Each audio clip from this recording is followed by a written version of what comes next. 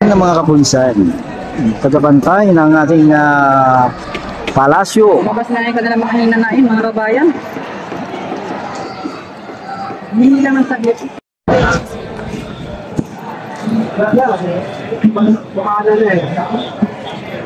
Teka na, basa? Dito, wala, may talsik doon.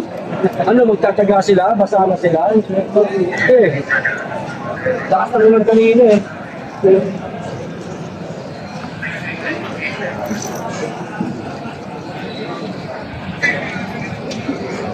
Kawan. Dito.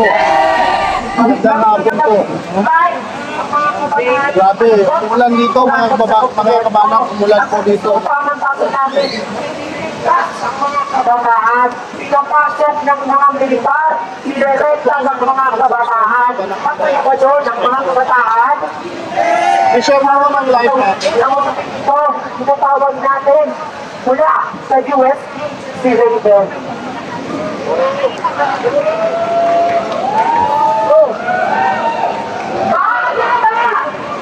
Pakinggan niyo ang aking sasabihin.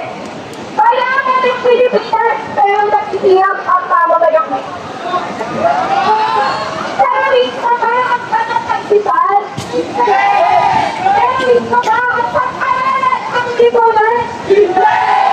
Nakakasama, kung may isang salita ngayong i-describe ang gobyerno ni Marcos, ito ay takot. Suwerte ang gobyerno sa mga pinagsakilas ng mga kabatangan dahil kaya ito sila na baka sila ay makalitan. Wala na dito guys, oh grabe. Ay, like naman tayo dyan para sa ulan. Blessing yan.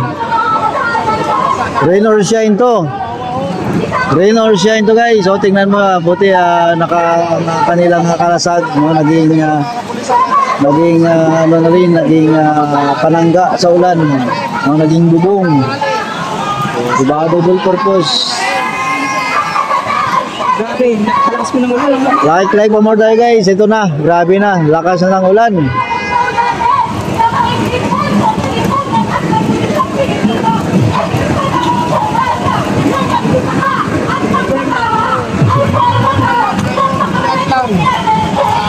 Joseph Alto. Ipon natin tayo ng mobile. Hindi tayo.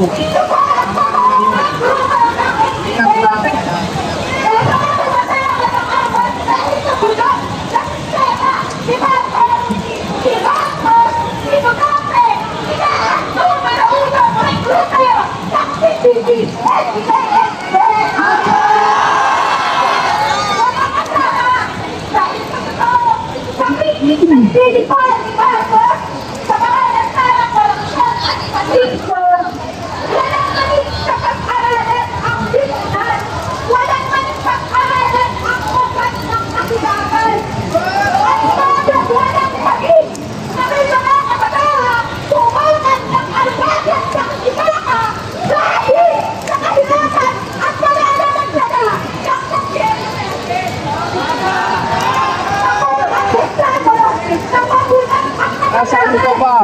Eduardo Cordero. Ito po. Video lang.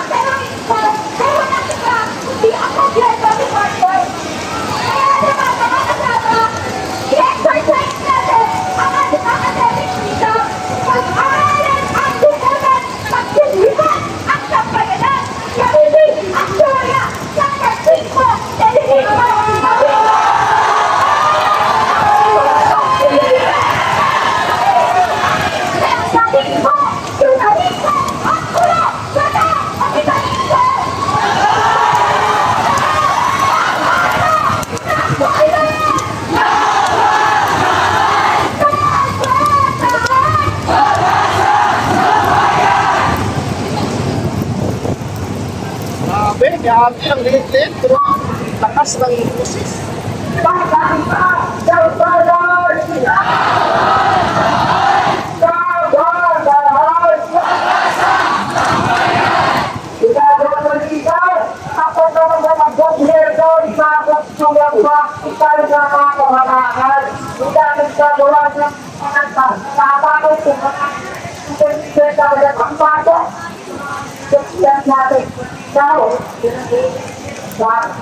Kung gobyerno natin Kaya naman, Lord, pag-usong mamagpipagsin na walang iba, bago pag-usong Lord, pag-usong pag-usong po, nakapag-usong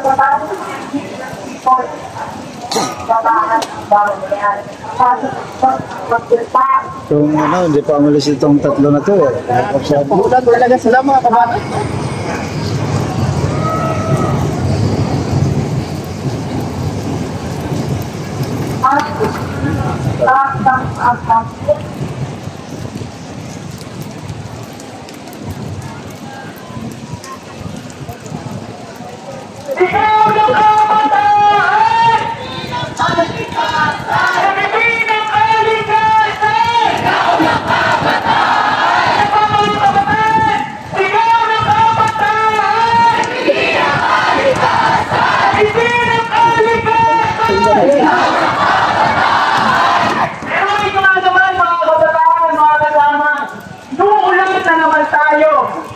Ganyan na ang naging klima ng ating bansa. Unpredictable, marahat. Tulad ng ganyan klima ng ating politika, ng sistema sa ating lipunan. Ako po si Tolo mula sa Atayan, Environment Students for Inclusive Governance.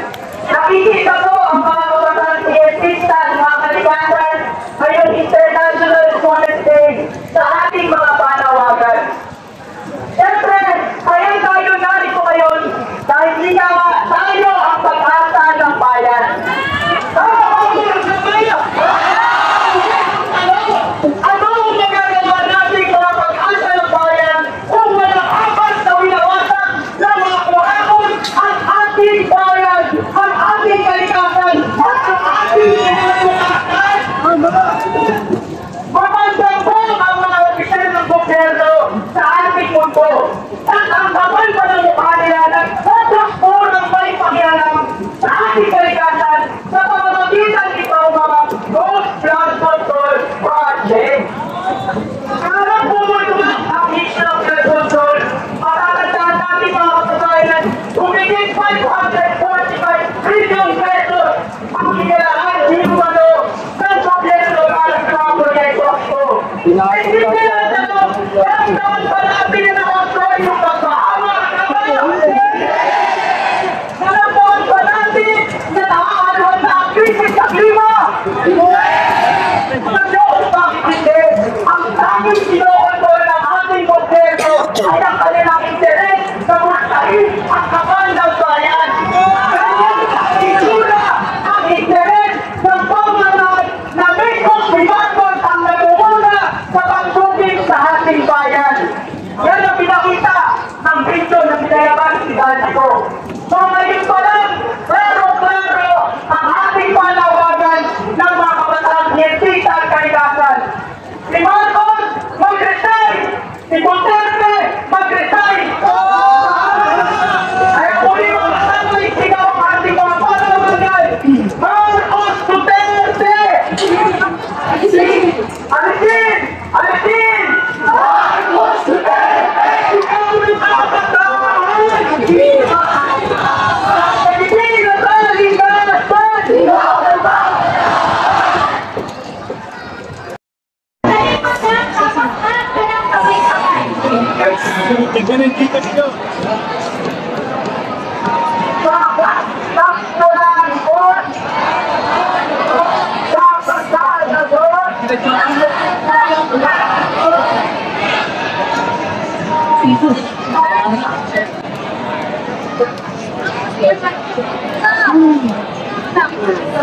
Boy, ito ka na. Tapos na. Hindi, nakaharang ka kasi yung view namin. Tapos Bidang-bida ka na sa live na, ko. wala ka namang ginawa eh.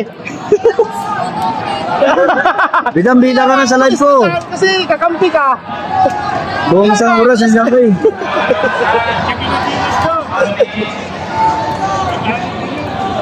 Yun, tahimik naman na nag-disperse at saka yun, nagpalabas naman sila ng kanilang hinaing. Si Alisa na yung mga Ngayon, bata. tayo naman, guys, lipat tayo sa Lunita.